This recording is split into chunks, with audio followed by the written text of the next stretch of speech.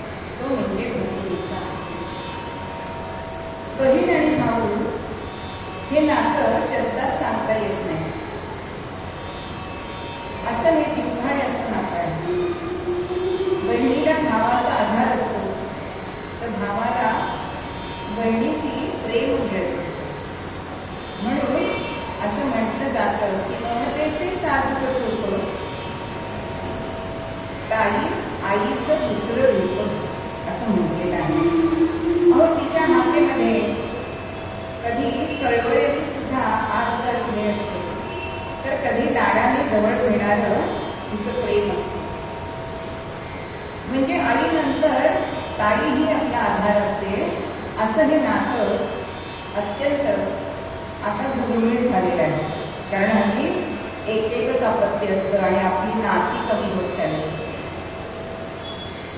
मुलगा असला तर मुलगी नसते म्हणजे आत्याचं नातं नाही, मुलगी असते तर भाऊ नसतो म्हणून मामाचं नातं नाही. असं आपलीच प्रजा आपणच कमी करतो. एकीकडे आपण म्हणतोय की भारताची प्रजा वाढते, लोकसंख्या वाढते, पण कोण वाढवतोय? आपण अल्पसंख्याक होतोय. हा विचार हिंदू मनुष्य करत नाही. असा हा बहिणीचा कोण जो आहे तो अत्यंत महत्वाचा आहे. जशी कन्या ही संसाराला आधार होते आईवडिलांच्या, तशी भगिनी सुद्धा होते. आत्याचं प्रस्त जास्त असतं की मी घरामध्ये. आज आपण सिरियल जर बघितल्या, प्रत्येक सिरियलमध्ये आत्या माहेर लागते, पण असं नसतं करत. मुलींनी माहेर जास्त राहायचं नसतं, ती 4 दिवसाची पाहुणी असते. आणि आज ह्या नात्याला बदनाम केलं जात आहे. इतक्या आत्या दृष्ट्या असतात का हो सिरियलमध्ये दाखवतात तशा? आत्या ही प्रेमळ असते, बहीण ही प्रेमळ असते आणि तिचं सगळ्या घरातल्यावरती म्हणजे माहेरच्या घरावरती मायेची साखर असते. किती प्रेमळ असते. लहानपणापासूनच आपण बघितलं तर भाऊ जर कुठे गेला त्याला तर हातात काही मिळेल सगळं खाऊन येतो, पण बहीण त्यातल्या काही बहिणी आपल्या भावाला चिमणीच्या दाताने न होईना किंवा भोंग्याची तिरातट न होईना पण घरी परत आणतात. इतकं प्रेम असतं की घासातला घास देणारी अशी ही बहीण असते. आणि म्हणून बहिणीचा मान हा मोठा सांगितला. कितीतरी आपल्याकडे पौराणिक कथा आहेत, ऐतिहासिक कथा आहेत. प्रत्येक वेळी भावाच्या पाठीमध्ये उभी राहणारी बहीण. एकदा भाऊ घरामध्ये उशिरा येतो आणि दुसऱ्या दिवशी वडील थैलावर घेतात की काय तुझं हे वागणं, किती वेळ तुम्ही कट्ट्यावर बसणार, काय तुम्ही एवढं बोलता. त्याच्या मागचा हेतू असा असतो की आपला मुलगा व्यसनाधीन होऊन जाईल, पण आपल्या वडिलांनी आपल्या भावाला बोलावं असं बहिणीला वाटत नाही. आणि मग आतमध्ये ऐकत असते आणि तेवढ्यामध्ये बाहेर येते आणि नाटक करते. आई आई माझं खूप दुःखायला लागलं. आता मुलीवर अत्यंत प्रेम म्हणून वडील म्हणतात चल चल मी तुला आत्ताच्या डॉक्टरांकडे नेते. पण ही मुलगी काय म्हणते, नको नको दादाबरोबर जाते.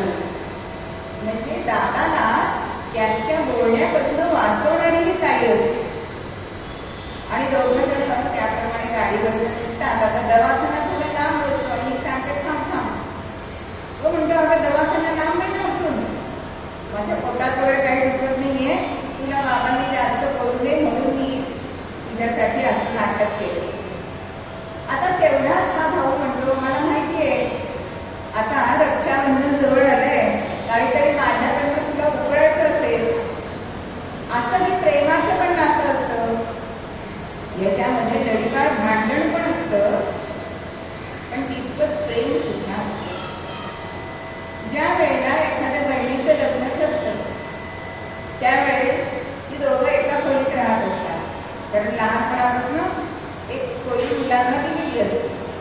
आता हा भाऊ सारखा तिला चिडवत असतो की आता तुझं लग्न झालं की ही खोली माझी स्वतंत्र मला मिळणार पूर्णपणे, सारखा चिडवत असतो. पण ज्या वेळेला लग्नामध्ये पाठवणी केली जाते तेव्हा कोण रडतो? भाऊ आपल्या बहिणीसाठी रडतो. असं हे भावा आणि बहिणीचं नातं. आणि ह्या श्रेष्ठ नात्यासाठी आपल्याकडे 2 सण दिलेले आहेत. ते म्हणजे रक्षाबंधन आणि दुसरा म्हणजे भाऊबीज. भाऊबीजेच्या दिवशी खरं म्हणजे भावाने बहिणीकडे जायचं का त्या दिवशी पत्नीच्या हातचं जेवायचं नसतं, म्हणून भावाने बहिणीकडे जायचंय. आणि रक्षाबंधनाला बहिणीने भावाकडे जायचंय, कारण माझं रक्षण तू कर यासाठी तिने जायचंय. आता रक्षाबंधन करताना सुद्धा बहीण त्याला औक्षण करत असते. मग या औक्षणामागचा काय तो हेतू आहे? तर जेव्हा ती त्याला तिलक लावते तेव्हा तिलक लावण्याच्या मागचा हेतू किंवा त्याचं कारण काय आहे तर ती त्याला सांगत असते की जसा शिवशंकरांनी मदनाला म्हणजे कामाला जाळलं तिसरा डोळा उघडून, तसं ही बहीण आपल्या भावाचा तिसरा डोळा म्हणजे बुद्धीचा डोळा उघडते आणि सांगते की मी जशी तुझी बहीण आहे तशा इतर सुद्धा मुली तुझ्या बहीण आहे, हे तू लक्षात ठेव. आता हा कौतुक तिलक खरं म्हणजे आपल्याकडे प्रत्येकाने दररोज लावायचा असतो स्नान झाल्यानंतर. याचं काय कारण आहे? तर आपल्या गुरु नद्यामध्ये भक्तिगीताचं स्थान आहे.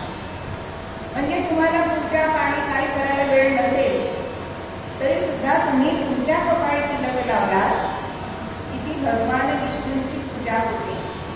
पण आज नाच म्हणते हो, बाकी सगळ्या धर्मीय लावतात ना, तुम्ही जैन बघा लावलेलं असतं, अहो ते उघड्या अंगाने देवळामध्ये जात असतात त्यांच्या. पण आपल्याला आज सगळी लाज वाटते, आपण आज आपली सगळी परंपरा सोडून देतोय आणि त्याच्यामुळे समाजाची घडी बिघडत चालली आहे. मग असं जसं बहिणीला भावाने आपल्याकडे यावं असं वाटतं, तसं यम आणि यमी हे दोघं जण बहीण भाऊ आहेत. ज्यावेळी यमीचं लग्न झालं त्यावेळेला तिला असं वाटायचं की भावाने आपल्याकडे यावं, पण सासरच्यांना काही अजिबात मान्य नसतं. का बरं?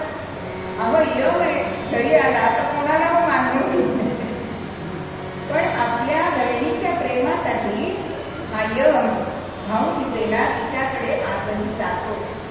म्हणून आपल्याकडे असं सांगितलंय की जर भाऊबीजेच्या दिवशी आपल्याला मृत्यू आला तर नरकाची दारं बंद असतात, कितीही पापाचारी असतात तरी सुद्धा त्याला स्वर्गामध्येच जायला मिळतं.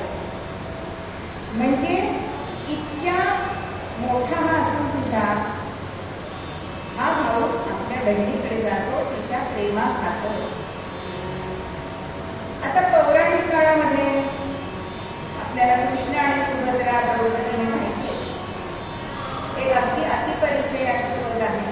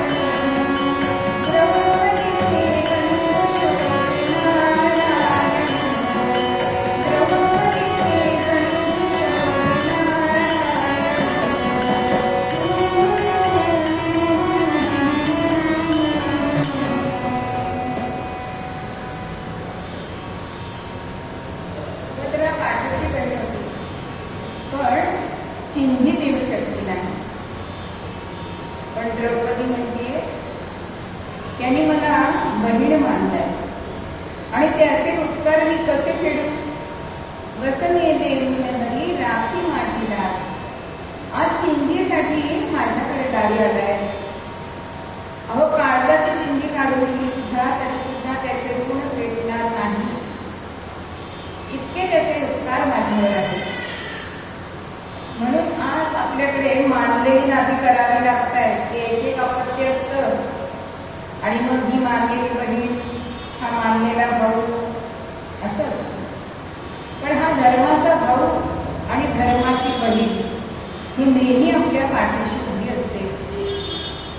आणि त्यामुळे आपलं मन मोकळं करायला आपल्याला भाऊ लागतो. आपण आपलं मन पटकन वडिलांपासून आईपासून मोकळं करत नाही. समजा एखाद्या मुलीचं एखाद्या मुलावर जर प्रेम करतं, पण ती आधी कोणाला सांगते हो? भावाला सांगते, वडिलांना सांगत नाही. कारण वडील चिडले तर. मग भावाचा मला जर थोडासा पाठिंबा मिळाला तर मी वडिलांपर्यंत सांगू शकते. अशी ही बहीण असते. आणि ही बहिणीचं आपल्या प्रत्येक कार्यामध्ये तिचं काम आहे की. आता काही ठिकाणी बारशाला आत्या नाव पडले म्हणजे बहीण लागते. लग्नामध्ये तर वरापेक्षा मान कोणाचा जास्त असतो? करवलीचा असतो ना, म्हणजे बहिणीचा मान असतो. आता भावाच्या मागे करा घेऊन किंवा घेऊन ही उभी असते ती करवली, भावाची बहीण किंवा बहिणीची बहीण. बहिणीची असली तरी सुद्धा बहिणीचं नातं हे वेगळं असतं. म्हणून तर आपल्याकडे म्हणतात ना, माय मरो आणि मावशी जगो. कारण आईपेक्षा जास्त प्रेम करणारी ती मावशी असते. अहो ह्या नात्यांवरून सुद्धा आपल्याकडे गाणी झालेली आहेत की नाही. आपल्या लहानपणी सगळ्यांनी आपण म्हटलेलं आहे की मामाच्या गावाला जाऊया. आता मामा असायला पाहिजे ना, म्हणजे भाऊ आणि बहीण हे असायला पाहिजे. आणि धर्माची बहीण असेल ना, तिथे काय चांगलं असतं की ती संपत्तीमध्ये वाटेकरी होत नाही बघा. म्हणून खाली धर्माची बहीण करतात बहुतेक. अशी ही बहीण गाठ बांधायला सुद्धा बहीणच लागते. मग ही गाठ तिने फक्त लग्नात बांधायची मग तिन्ही गाठ बांधायचा काहीतरी त्याच्यामध्ये हेतू असेल ना. मग ज्यावेळी विवाह होऊन ती नवी नवरी घरामध्ये येते त्यावेळी पटकन तिला उमजत नाही कोणाची कसं वागायचं. मग आपल्या बरोबरीची असलेली नणंद ही तिला सहाय्याला येते. आणि समजा तुमच्या जीवनामध्ये जर भावामध्ये आणि बहिणीमध्ये जर काही मतभेद झाले तर दोघांचा संसार जोडण्याचं काम पण तिने करायचं आहे. म्हणून तिने गाठ बांधायची. नुसतं उखाडा घेऊन गाठ बांधायची नाही लग्नामध्ये. दादाला पण तुझं कुठे चुकतंय हे सांगायचं आहे आणि बहिणीला सुद्धा तुझं कुठे चुकतोय हे सांगायचा अधिकार ह्या बहिणीला आहे. म्हणून खंडेला फार मान असतो. विदर्भामध्ये तर ननंद दुरडीत असं तुझं एक वेगळं एक संस्कार केला जातो. तिला त्याच्यामध्ये सगळं सौभाग्य वायन वगैरे देतात. अशी ही बहीण. आणि त्यामुळे जर आपल्याला बहीण नसेल तर पुरुषांना 2 दिवस वाईट वाटतं. रक्षाबंधनाच्या वेळी इतरांच्या हातावरती राख्या बघितल्या की मला बहीण नाही असल्याला दुःख होतं. आणि भाऊबीजेच्या दिवशी मी कुणाला ओवाळणार किंवा बहिणीला तुला वाईट वाटतं म्हणून चंद्राला ओवाळतो. म्हणजे हे नातं असं घट्ट इतकं आहे. आणि हे नातं राजकारणात आलेलं आहे आपल्याला माहिती. कर्णावती राणी हुमायूनला राखी पाठवली होती की नाही. आणि आपल्या राज्यावरचं संकट तिने टाळलेलं होतं. आणि हुमायूनने सुद्धा ते नातं पाळलं. तिला तो मदतीला आधारासाठी उभा राहिला. म्हणजे परधर्मीय असला तरी सुद्धा भाऊ म्हणून तो मागे उभा राहिला. तशीच शिवरायांच्या सुद्धा जीवनातली एक कथा आहे. परवानी आली कथा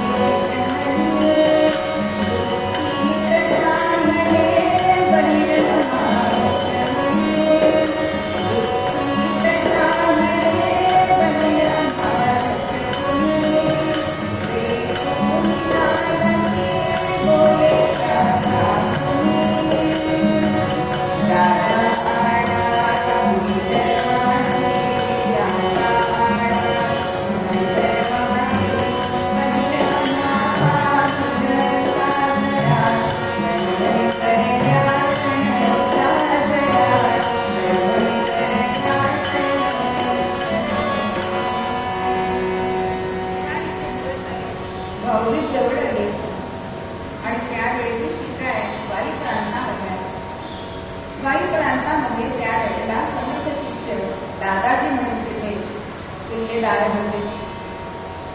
आणि शहरामध्ये राजे बघताय की प्रत्येक घरामध्ये आनंदी आनंद झालाय, बहिणी आलेल्या आहेत भाऊबीजेसाठी, भावांना आनंद झालेला दिसतोय. आणि हे दृश्य बघून राजांना अत्यंत वाईट वाटतंय की मला आज बहीण असती तर. मग आता ह्याच्यावर तोडगा काय काढायचा? म्हणून राजांनी त्या दादाजीला सांगितलं की आम्हाला कोणीतरी धर्माची बहीण घेऊन या, म्हणजे आम्हाला उद्या भाऊबीजेचा सण साजरा करता येईल. आता ही बातमी शेतकऱ्यांनी झाली. प्रत्येकाला असं वाटायला लागलं माझी बायको राजांची बहीण व्हावी. अहो, राजांची बहीण होणं म्हणजे काय? भाग्य आहे ना, काहीतरी चांगली ओवाळणी मिळणार. आणि दादाजीला म्हणजे संकट पडलं की कोणाला सांगावं? धर्माची बहीण आणा अशी आज्ञा झाली, पण मी कुणाला सांगू? आणि मोठा मोठा भाऊबीजेचा दिवस उजाडलाय. आणि राजे शिपायाच्या वेशामध्ये एका शिवमंदिरामध्ये गेले. सकाळी मुंजूची वेळ, नुकतंच देवाचं पूजन झालेलं होतं. आणि एक गरती स्त्री, चांगल्या घराण्यातली स्त्री देवदर्शन करून गाभाऱ्यातून बाहेर येते. आणि ती बाहेर यायला आणि राजे गाभाऱ्यामध्ये जायला एक गाठ झाली, नजरानजर झाली. आणि दोघांनाही असं वाटलं, त्या स्त्रीला असं वाटलं आपण ह्यांना भाऊ म्हणून ओवाळावं. आणि राजांना असं वाटलं की हिला आपण सांगूया का मला ओवाळू म्हणून. आणि राजा दर्शन घेऊन आले आणि त्या स्त्रीला विचारलं की आपण मला ओवाळू का? आणि ती स्त्री हातामध्ये ते पत्र होतं, तिथे राजांना तिने ओवाळले. माहिती नाही हे राजा आहेत, कारण साध्या वेशामध्ये आले. आणि आता राजे म्हणताय की तुला काय झालं ओवाळणी? तेव्हा ती म्हणते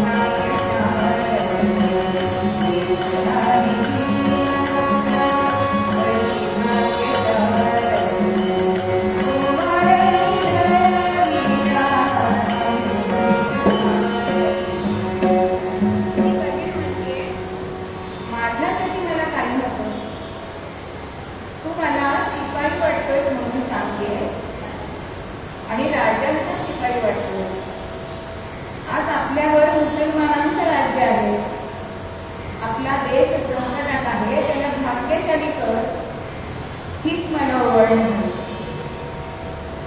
आणि ओवाळण्याचा कार्यक्रम होतोय, ती स्त्री आपल्या घरी जाते आणि राजे पण इकडे येतात आणि दादाजींना सांगतायत की मला धर्माची बहीण मिळाली, तिचा ठाव ठिकाणा काढून आणा, तिला मला ओवाळणी द्यायची. कारण त्यांनी सांगितलं आत्ता मी तुला काही द्यायला आणलेलं नाही. आणि दादाजींनी त्या स्त्रीचा ठाव ठिकाणा शोधला आणि राजांनी त्या वेळेला तिला 1000 गोल्ड मिळतील एवढी भावली. असं हे बहीण भावांचं नातं. जशी ही प्रेम करते ना, तशी ती समजावून सुद्धा सांगते, कृतीतनं सुद्धा समजावते. आपल्याला शुक्रवारची कहाणी सगळ्यांना माहिती की त्या वेळेला बहीण भावांचं नातं, पण बहीण गरिबाकडे दिलेली आणि भाऊ सहस्र भोजनाचा घाट घालतो. सहस्र भोजन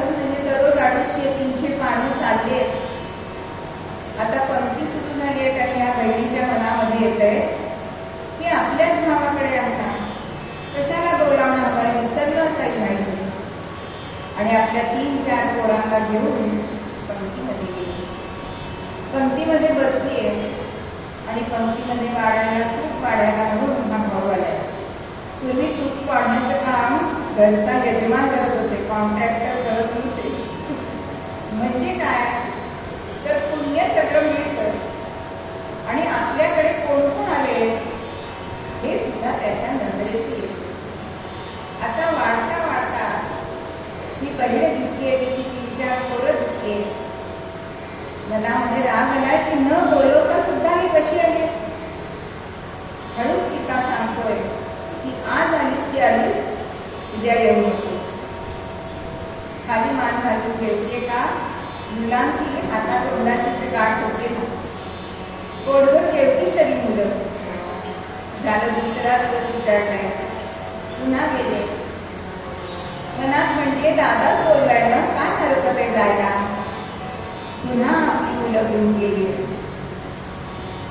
दादानी पुन्हा तूप वाढताना बघितलंय आणि तर पायाची आग मस्तकाला गेली. म्हणतोय काल तुला सांगितलं तरी पुन्हा आली दुसरीसाठी पोरं घेऊन सगळी. पण खाली मान घालून गेली. तिसरा दिवस उजाडला आणि पुन्हा आली आणि दादानी हाताला धरून बाहेर काढले भरल्या पानावर. आणि त्याच वेळी तिची मैत्रीण तिला भेटले आणि तू शुक्रवारचं व्रत का करत नाही. त्याने तुला धनसंपत्ती लाभेल असा उपाय सांगते आणि त्यावेळी शुक्रवारचं व्रत सुरू केलंय. आणि होता होता परिस्थिती बदलली. आता परिस्थिती बदलली आहे हे भावाला सुद्धा कळलंय. आणि मग एक दिवस तिला भोजनासाठी बोलवलंय. आता चांगला तरीचा शालू नेसून गेले, सगळे दागदागिने घालून गेले आणि बहिणी सुद्धा भावाचं आणि नंदेचं पान शेजारी शेजारी मांडलंय. पंचपक्वान्नांचा भेद केलाय आणि सगळं पान वाढलंय, वजनी कवलं म्हटलंय. आणि एवढ्यामध्ये सुरुवात करणार तर ती बहिणीला म्हणजे बहिणी मला जरा एक पाट आणि ताट मारून देतो. कारण आज तिचा इतका सत्कार करत होते की बसायला पाट, टेकायला पाट, टाकायला पाट. त्या श्रीमंत झाले ना. आणि या बहिणीकडे तिने एक पाट आणि ताट मागितलंय. एक दागिना काढून त्या ताटात ठेवते. हातातले तोडे काढले, गळ्यातली पेटी काढले, बाकी काढून ठेवले, कमरपट्टा काढले. आता हे सगळं भाऊ बघतोय. भावाला असं वाटतं सवय नाही, जड होत असते, गरम होत असे. आणि सगळे ताटभर दागिने काढले आणि लाडू उचललाय, बांगड्यांवर ठेवलाय. दिंडी गळ्यातल्यावर ठेवली. असं करत करत सगळ्या दागिन्यांना एक एक घास ठेवलाय. भाऊ म्हणतोय आता तू काय करतेस. तेव्हा बहीण सांगते कान उघडणी करते पण कृतीतनं. तू आज तिला देवाला बोलवलंस ना, तिला बोलवते मी. माझं देवाण सहस्र भजनामध्ये झालंय. आणि मग भावाला बुद्धी कळली. म्हणजे वेळ प्रसंगी कान उघडणी करणारी सुद्धा बहीणच असते. जशी ती प्रेम करत असते तशी ती कान उघडणी सुद्धा करते. वंश वाढवण्याचं काम सुद्धा ती करते. बघा ज्यावेळी बहिणीचा गृहप्रवेश असतो त्यावेळी दार अडवत नाही आणि काय म्हणते तुझी मुलगी मला दे. म्हणजे भावाचा वंश वाढावा म्हणूनच ही अट आहे की नाही. अशा तऱ्हेने ही बहीण सतत आपल्या भावाचं शुभ चिंतक असते. तिला काय अपेक्षा असते हो 4 दिवस माहेरी सुखाने जावं आणि तोही बाळाची धनी असावं. एका गावामध्ये भाऊ घर बांधत होता आणि माडी काही करेना. आता 2-4 वेळा प्रयत्न झाले. आता काय करावं म्हणून जाणकार माणसाला विचारले. तेव्हा त्यांनी सांगितलंय तुमची बहीण याच गावात राहते ना. अहो जरा तिची चोरी वांगणी ओटी धरा, तुमची माडी कळेल. म्हणजे माहेरवाशीन जर सुखी असली तर भावाला बरोबर असतं. असं हे भावा बहिणीचं नातं असतं. आणि अशी ही बहीण सतत आपल्या भावासाठी, आपल्या कुटुंबासाठी, आपल्याला मागं कुटुंबाची नाटक माहिती आहे की निघाले आज कडे त्यावेळी ती भावाला काय सांगते की जरी मी तुला बोलले असते म्हणजे तू सुधारावास ना म्हणून बोल. आज मी पण घरात नसणार आहे, आई पण नाहीये, आता वडिलांची जबाबदारी तुझ्यावरती आहे आणि आपले बाबा थकलेच होता तर त्यांची काळजी घे असा उपदेश सुद्धा आपल्या गावाला. असं हे भावा बहिणीचं नातं इतकं श्रेष्ठ असतं की आज बहिणीची योजना निघाली. आता त्याच्यात कोण भाग घेतं हे मी सांगायला नको. हो, ज्यांच्याकडे गडबंद आहे त्या बहिणी भाग घेतात आणि त्यामुळे ती योजना बंद पडते की काय. पण कन्येसाठी निघाले तो सरकारी योजना, पत्नीसाठी निघाले का, पण बहिणीसाठी निघाले तुम्ही. म्हणजे बहीण ही श्रेष्ठ सांगितलेली आहे आणि हा कोल प्रत्येकाच्या आयुष्यामध्ये असायला पाहिजे तरच आपलं जीवन ते सुखद होणार आहे. आणि त्यामुळे जनाबाई असं म्हणतात की हा कोण दाखवता ना, त्या म्हणतात की स्त्री जन्म कधी मिळाला असता तरी तुम्ही कशाला दुःखी होता. असं मूळ सत्यामध्ये जनाबाई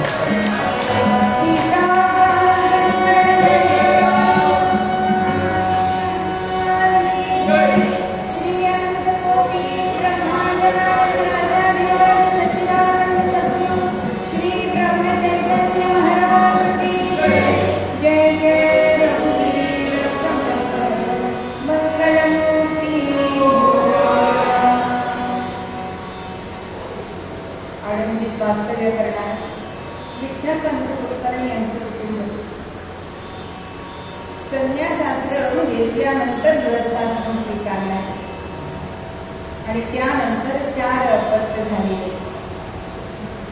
3 मुलगे 4थी मुलगी. होता होता या मुलांना अगदी चांगलं शिक्षण दिलंय. मुलं दिसामासा वाढत आहे. मुक्ती बंधनाची वेळ झाली, तेवढी वय झाली आणि विठ्ठलपंत आणि रुक्मिणी हे ब्रह्मकुंडाकडे गेले. त्यांनी विचारतायत की माझ्या मुलांच्या मुली करायचे.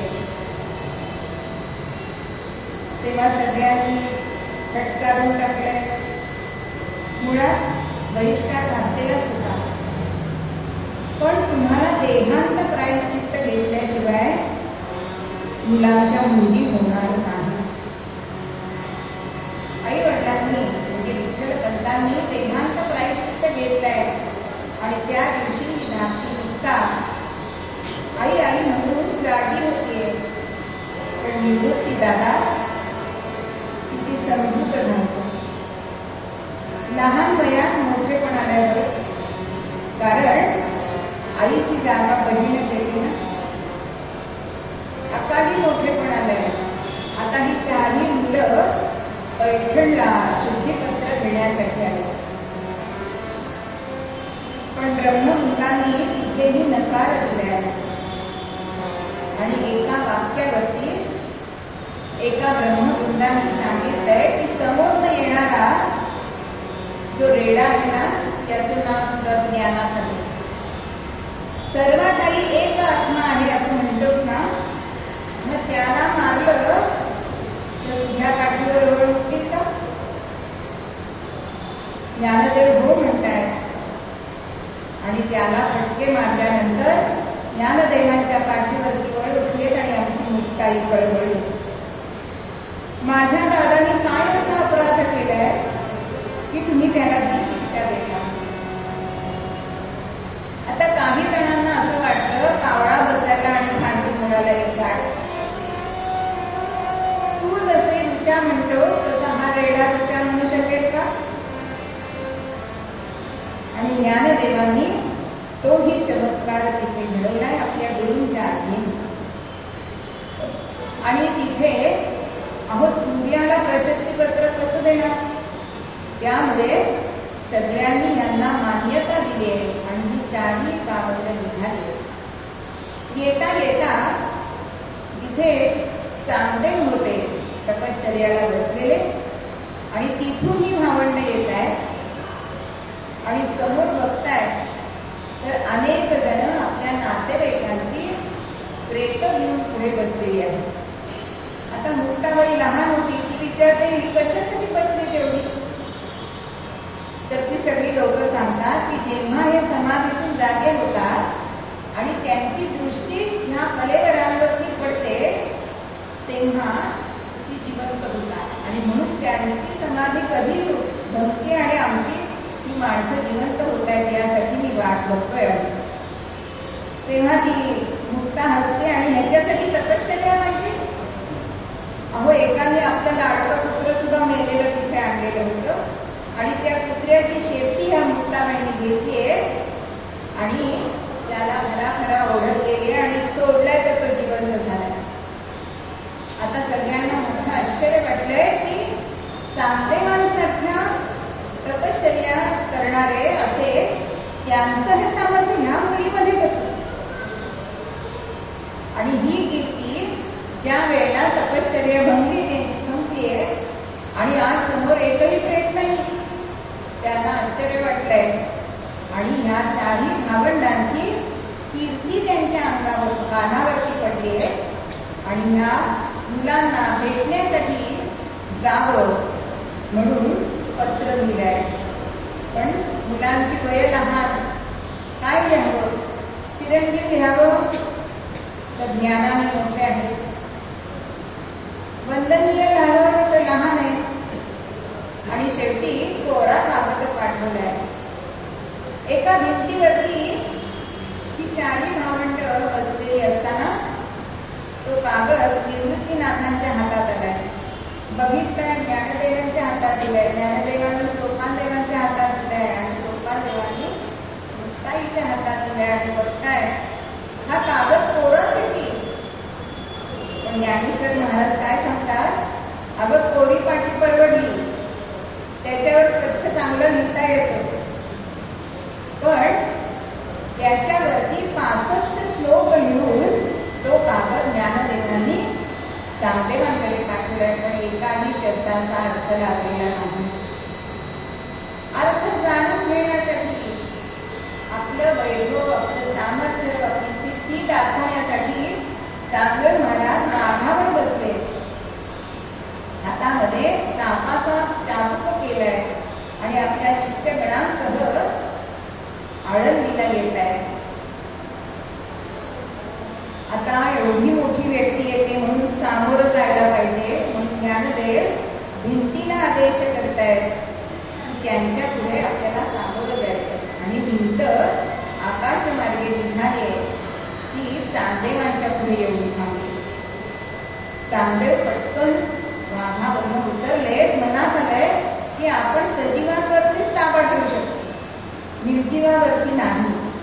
शरण गेले आणि शरण आलेल्या चांदेवांना उपदेश करण्यासाठी ज्ञानदेवांनी मुक्ताईला सांगितलंय. इतकं जिचं सामर्थ्य, अशी ही मुक्ता म्हणजे ती 8 वर्षाची आणि 1400 वर्षाचा शिष्य, अशी ही गुरु शिष्यांची जोडी आहे.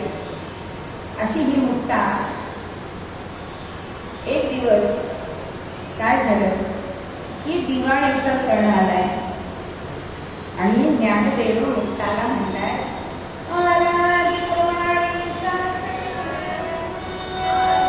दिवाळीचा सण, आम्ही येथे तुझे बंधुकी म्हणून मांडे करीते रुचिले, मांडे करीते रुचिले, सेवुनिका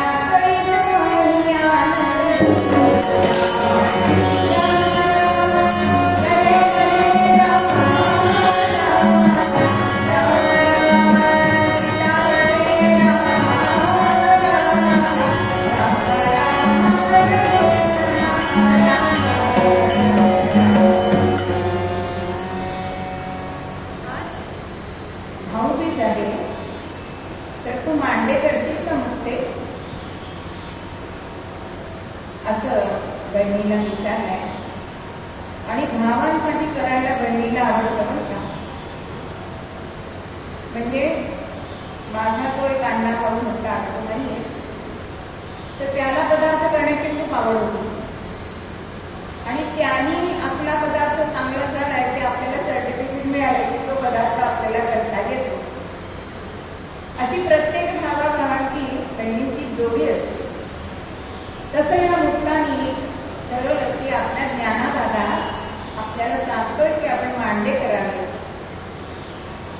आणि ही मुक्ता मांड्यांच्या तयारीला लागली.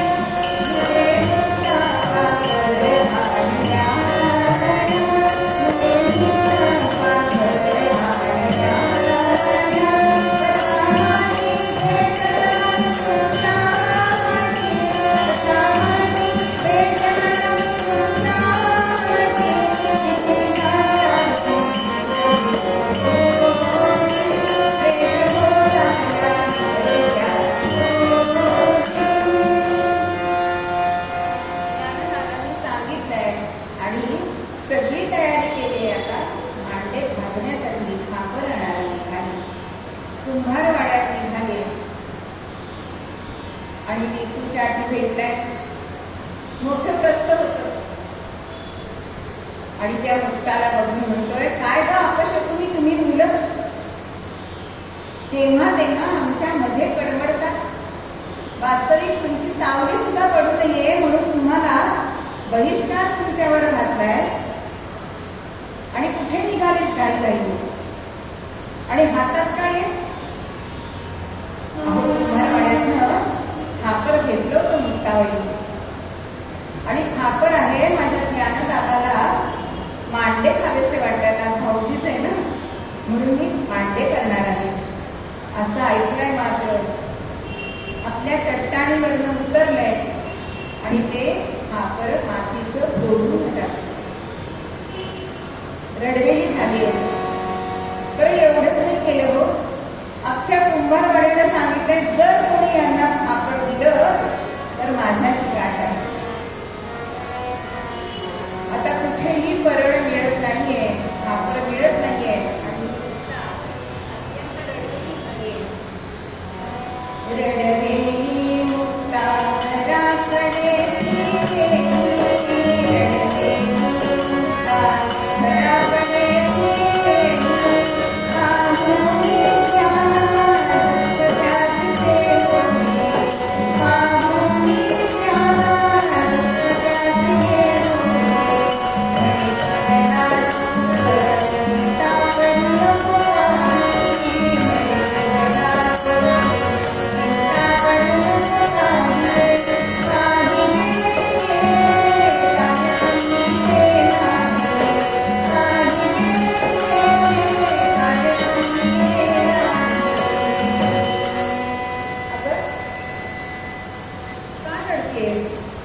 झालेला सगळा वृत्तांत सांगते की माझं परळ विसवानी फोडून टाकलं दादा आणि आता एकही कुंभार द्यायला तयार नाही. आता मांडे कसे करू?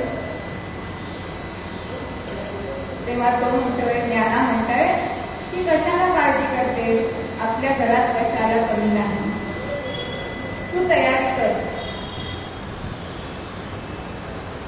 आणि ज्ञाना तिला सांगतोय,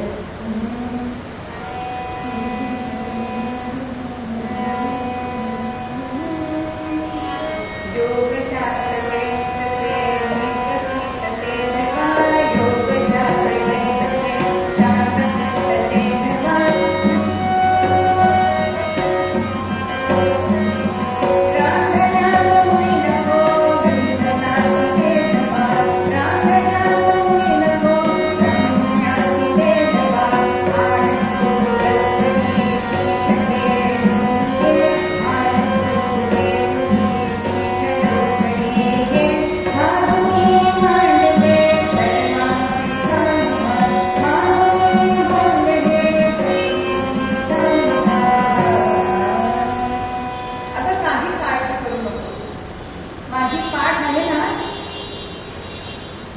ती तव्यासारखी तापली जाईल. बरं,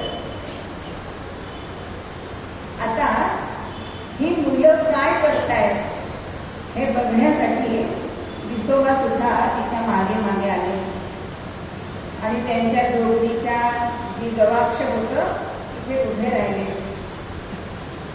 आणि बघतायत. तेव्हा काय दिसलं हो त्यांना?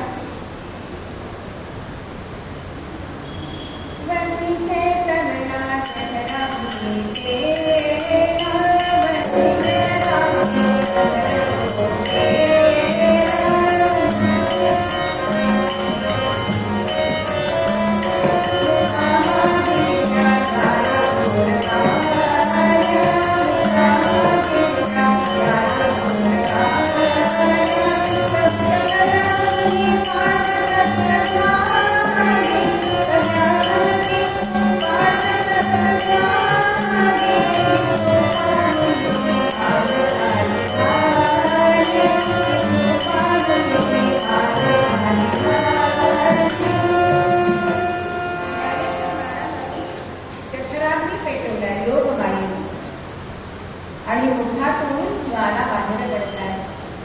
तापल्या तव्यासाठी पाठ तप्त झाले, लाल झाले आणि मुक्ताबाईला म्हणतायत, मुक्ते मांडे घास भर.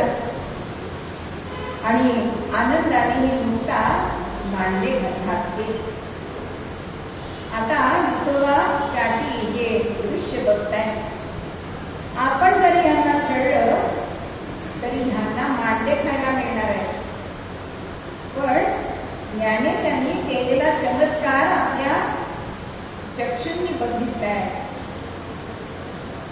आणि आतमध्ये आले, शरणागत झाले. पण संत कसे असतात? शरणागताला अभय देणारे असतात. म्हणून संतांना दीन वत्सल असं म्हटलं जातं. कधीही कोणाला कोणाचा अभेद संत करत नाही. आणि विसोबासाठी आतमध्ये आले, ज्ञानेश्वरांच्या पाया पडले. कृपा दृष्टीने बघता, कृपा दृष्टीने बघता, कृपा दृष्टीने बघता, झाला तो विचक्षणात तो ज्ञानी. अहो, ज्ञानेश्वरांनी कृपा दृष्टीने त्यांच्याकडे बघितलाय आणि ज्ञान प्राप्त झाल्याचा अनुग्रह त्यांच्यावरती केलाय. आणि त्यांचं नाव विसोबासाठी जाऊन विसोबा केचर असं नाव पडलं. आणि हे पुढे नामदेवांचे गुरु झाले. अशा या बहिणींनी आपल्या भावांची इच्छा ती पूर्ण केली, मांडे मैदानाने. पण जशी ती प्रेम करते तसं अधिकाराने बोलते सुद्धा. तसाच प्रसंग या मुक्ताईच्या आणि ज्ञानदेवाच्या जीवनात आलेला आपल्याला माहिती आहे की एकदा भिक्षेसाठी गेलेले ज्ञानदेव आणि भिक्षा मिळाली नाही एवढं अथवा तद्वा बोलणं ते ऐकायला झालं आणि क्रोधित झाले. आणि घरी येऊन आपल्या झोपडीची ताटी म्हणजे कवाड लावून घेतलाय. सोपान गेले तर ज्ञानदादा ते दार उघडायला तयार नाही. आता मोठेपणाने जरी मी वयाने लहान असले तरी आता मला त्याला आईच्या प्रेमाने समजायला पाहिजे. म्हणून मुक्ताबाई जाते आणि सांगते,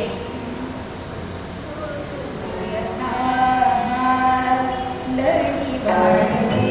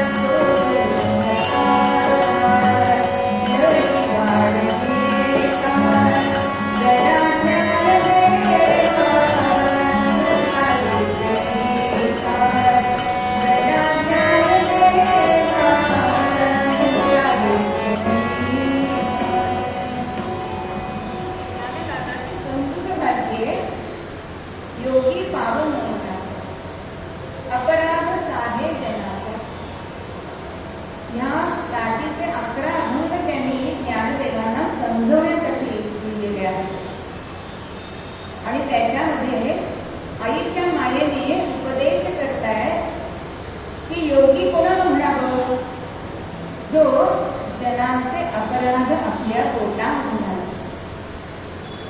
जर लोक बंधी झाले तर संतांनी काय व्हावं? पाणी झाले. शब्दशस्त्राने तुला जर त्यांनी त्रास दिला असेल तर संतांनी ते गोड मानवले. आणि संतांचा अवतार कशासाठी असतो? ज्ञानदाता, लोकांचा उद्धार करण्यासाठी संत अवतार घेत असतात ना. मग असा चिडून तुझ्या हातून तुझं जे कार्य करायचं ते होईल का? अशी समजूत घालणारी ही बहीण असते. ज्ञानदादांसारख्या ज्ञानी माणसाला सुद्धा उपदेश करण्याचा अधिकार आमच्या मोठाबाईचा होता.